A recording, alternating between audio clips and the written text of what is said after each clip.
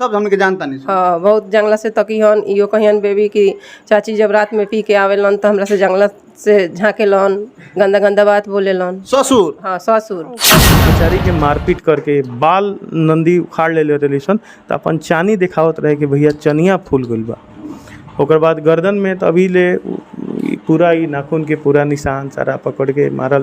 तब कहाँ पर ठिकाना लगावल गइल बा, बेबी कुमारी के जलावल गइल बा कि बेबी कुमारी के दफनावल गइल बा, अभी तक ले 3 दिन बीत चुकल बा, लेकिन पुलिस प्रशासन के भी अभी तक ले पता नहीं के चल पावल कि आखिर बेबी कुमारी के शव जौन बा जलावल गइल बा कि दफनावल गइल बा, का मामला बा। 72 घंटा से ज़्यादा समय बीत गइल बा और अब तक ले पुलिस प्रशासन के द्वारा मतलब कि के स्थानीय थाना नौतन थाना के द्वारा केहू के भी गिरफ्तार नहीं कल गई। सबसे बड़ा दुख के बात बा परिवार के पास पहुंचल बनी सन और परिवार के तमाम लोग के आंख नम बाटे। सब लोग यह इंतजार में बा कि आखिर अपराधी जे लोग बा जे बेबी कुमारी के हत्या कैले बा और हत्या करके साक्ष्य के छिपावे के प्रयास कैले बा, आखिर वो लोग के गिरफ्तारी काहे नहीं के भइल, का कहे।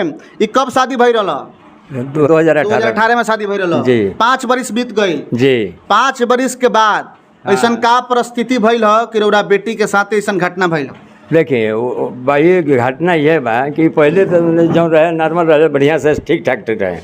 बाद में जब वो आने जाने लगे सब तो उनको दहेज के प्रति मैंने कुछ लालच बढ़ने लगा, है ना, सब कुछ देखते हुए। माने रउरा नातिन दामाद के रउआ बाबा नु बानी? हाँ, दादा हुआ रउआ नातिन दामाद के लालच बढ़ गइल। माने रुपया पैसा के लालच? रुपया पैसा के 10 लाख रुपया के नगद मांग कर बना है, एगो बुलेट गाड़ी के मांग कर बना है। साक्ष्य मिलत है लोग के कहला पर कि जरा दिल बा, लेकिन कहाँ जरौले बा लोग हमरा पता। तो हम बना यहाँ चाहता कैसे चलिए ये पता नहीं के चलत। भाई बनी है के भाई लगे आ जाए। अच्छा यहाँ से बात बैठे बैठे बैठे बैठे बैठे बैठे भाई बनी है के का नाम पड़ी? आदित्य के नाम बा? आदित्य कुमार सिंह। देख सकता नहीं कि रुआ छोट भाई न बनी। हाँ। बेबी कुमारी के छोट भाई और यहाँ के लगातार एसपी से डीएसपी से नौतन थाना के थाना प्रभारी से लगातार संपर्क में बानी और अपना बहन के जे मुआवले बा वो तमाम लोग के सजा देवे के लगातार प्रयास कर रहल बानी। अब तक ले केहू के गिरफ्तारी ना भइल। अभी तक केहू के गिरफ्तारी नहीं है भइल।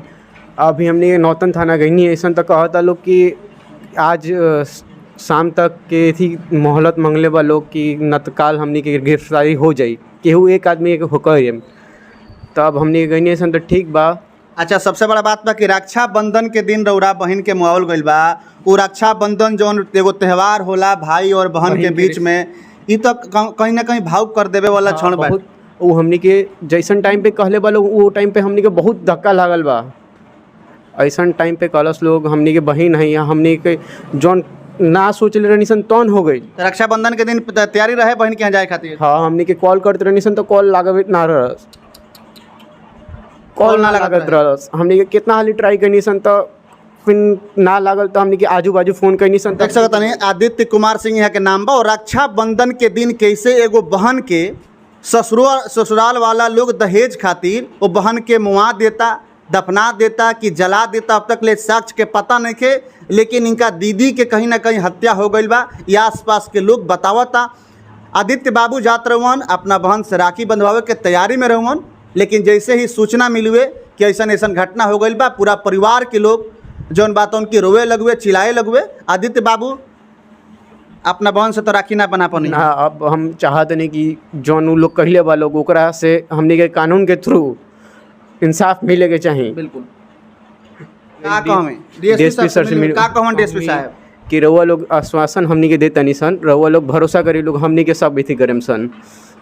रउआ सबके बता दी कि प्रशासन आश्वासन देला कोनो ऐसा घटना घट जाई तो डीएसपी एसपी तमाम जिला के प्रशासन प्रेस कॉन्फ्रेंस करेला, बतावेला कि मुझे इस घटना से काफ़ी दुखद है और अपराधियों की गिरफ्तारी जल्द से जल्द की जाएगी। मतलब कि राटा रटावल शब्द बा जौन प्रशासन के द्वारा कहल जाला और यूँ तक कहल जाला कि इस घटना से मुझे काफ़ी दुख है।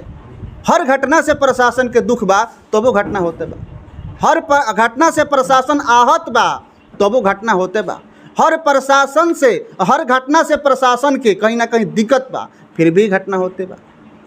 ये बनावटी जौन बात बा प्रशासन के कि इस घटना से मुझे काफ़ी दुख है, वो मेरी भी बहन थी, जितना दुख आपको है उतना दुख मुझे भी है। ये डीएसपी साहब कहले हो केमनो? हाँ, कहले हो केमनो? हाँ, हम जानता नहीं ये कहेला। हाँ सर, ऐसा ही कहा। जल्द से जल्द गिरफ्तारी किया जाएगा, ये बोले आपके बहन को। हाँ सर, बहन के लिए न्याय मिलेगा। हाँ सर, आप चिंता मत कीजिए। हाँ, हमारे ऊपर भरोसा रखिए। हाँ, ये पुलिस कहले हुई। हाँ सर। हम यह कहें कि वो लोग के बहुत से बहुत कड़ी से कड़ी सजा मिले। अच्छा एगो बात बताई रहुआ, चाची बानी बेबी कुमारी के शादी भइल रहा, बेबी कुमारी की उम्र 25 साल बा अभी देखल जाओ तो, और उनका हस्बैंड की उम्र बा 35 साल। तो इतना डिफरेंस में काहे शादी करनी है लोगन? उम्र शादी हो गई के बाद पता चलल कि इनकर इतना उम्र, ओ बेरा कमाई उमाई देख के आदमी शादी कर दे हल। कमाई देख के शादी हो हाँ, बढ़िया काम उम करत रहनी तो वह देख के शादी हो गई। और बाद से ससुराल वाला बहुत उनका साथे टोर्चर करत रहे लो। अच्छा दहेज वहेज में कुछ पैसा वैसा भी मांगत रहे? हाँ, 10 लाख रुपया मांगत रहे लो, बुलेट गाड़ी मांगत रहे लो। आ उनकर ननद, उनकर देवर, ससुर आ जो चचेरी दूगो ननद वालो मनीषा नेहा, वो लोग बहुत इनका साथे टोर्चर करत रहे। टोर्चर कैले बालो? हाँ, बहुत कैले बालो। कहीं ना कहीं जौन बात उनके मानसिक रूप से परेशान कैले बालो बेबी कुमारी? बहुत कैले बालो। हाँ, मैंने सब भइल बाटे। भइल। अच्छा तो फोन करके बेबी तो बताओ तो यहाँ घर सब कोई के? फोन से हमरा से बात होत रहल से तो बताएम कि चाची हमरा साथे हेंग करतलो वंदना, नेहा, मनीषा आ ससुर भी बहुत गंदा गंदा। अब का हम बताई रहुआ से। ससुर भी इतना बेहुदा रहल? बहुत बहुत नशा करत रहनी। हाँ, पियक्कर ससुर ये रहल? कर रहन। सब बात बताई ना, हम सब हमने के जानता नहीं। हाँ, बहुत जंगला से तकीहन इहो कहियन बेबी की चाची जब रात में पी के आवेलन तो हमरा से जंगला से झाँकेलन, गंदा गंदा बात बोलेलन ससुर? हाँ, ससुर। अब हम का बताई रहुआ से। एकदम मानवता के शर्मसार करे वाला घटना बा। आ सबसे बड़ा घटना ऐसे ही बावे कि बेबी के मम्मी नहीं खी, उनकर बेबी के माँ नहीं की? नहीं, माँ नहीं खी। पिताजी के वो लोग देख सकता नहीं क्या अपन जौन हाल बनल बावे, और मानसिक रूप से यहाँ के क्षतिग्रस्त, मतलब दिमाग के संतुलन यहाँ के नहीं खे। माता के मरला के बाद दिमाग के संतुलन खराब हो गए।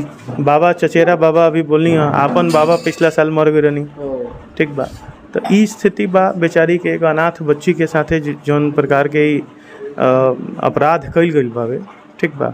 और ये अपराध के साथे में सबसे बड़ा बा कि बार बार आदमी जाई, बुलेट मोटरसाइकिल, 10 लाख रुपया, ये सब इतना उ लोग के चढ़ गई।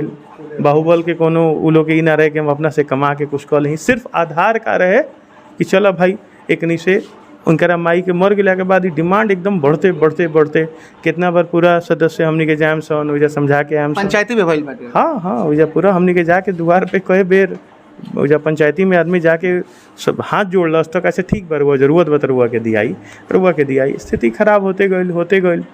ओकर बाद बहुत सारा घर में बहन के बसल भी रहे, तो बसल घर के अब मान के चली हमनी के अगर कोनो प्रकार के प्रयास होला कि कोनो भी प्रकार से ओकरा के समझावल जाओ, बुझावल, हाँ सेटलमेंट करावल जाओ, तो 2 महीना 3 महीना 4 महीना ठीक रहो। फिर अभी लास्ट टाइम आई रही, तो लास्ट टाइम में उनकर ससुर, ननद ई नेहा कुमारी और वंदना कुमारी, देवर सुमित कुमार, मृत्युंजय कुमार, विकेश कुमार, ठीक बा, एगो चाचा के लड़का रहे अमित कुमार, सब इतना बेचारी के मारपीट करके बाल नंदी उखाड़ ले रही सन, तो अपन चानी दिखावत रहे कि भैया चनिया फूल गइल बा। ओकर बाद गर्दन में तो अभी ले पूरा ही नाखून के पूरा निशान सारा पकड़ के मारल, तब आदमी वजह से ले आ दिलस किनार। ओकर फिर 2 महीना के बाद माफ़ कर दी आके चिरौजी करल, ससुर लेके जाए सन। हाँ, एकदम चिरौजी गोड़ पे गिर के कि अब गलती ना हो, एगो मौका दी। आ ई शायद ई मौका यही काम खातिर मांगल गई रहे कि अब ऐसा मौका मांग लेता नहीं कि अब खत्म कर दिया।